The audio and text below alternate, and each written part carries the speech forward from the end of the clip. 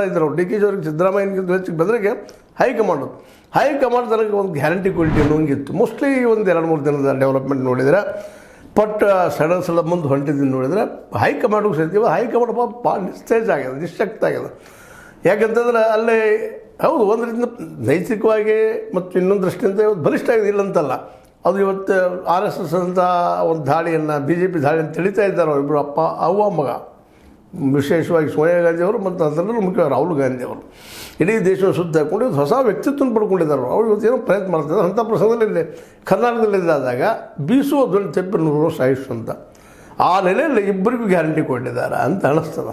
ಅದಕ್ಕೆ ಇಬ್ಬರು ನಾವು ಒಟ್ಟಾಗಿ ಹೋಗ್ತೀವಿ, ಒಂದೇ ಆಗಿ ಹೋಗ್ತೀವಿ, ನಮ್ಮದೆಲ್ಲ ಒಪ್ಪಂದ ಆಗಿಲ್ಲ, ಏನು ಪ್ರಶ್ನೆ ಇಲ್ಲ, ನಾವು ಎಲ್ಲ ಕೂಡ್ಕೊಂಡು ಕೆಲಸ ಮಾಡ್ತೀವಿ ಅಂತ ಹೇಳ್ತಾ ಇದ್ದಾರೆ.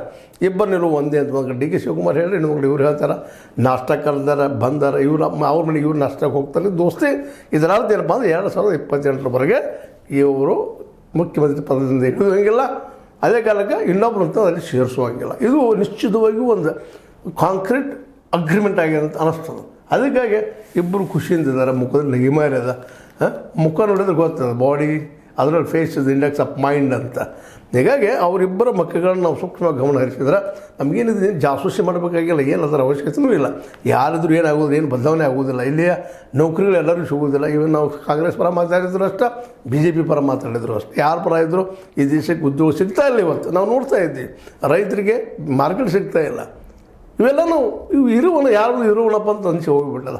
ಆ ಎಲ್ಲ ನೆಲೆಗಟ್ಟಿನಲ್ಲಿ ಏನೂ ಇರಲಿ, ಒಟ್ಟಿನಲ್ಲಿ ಇದು something is better than nothing ಅಂತ.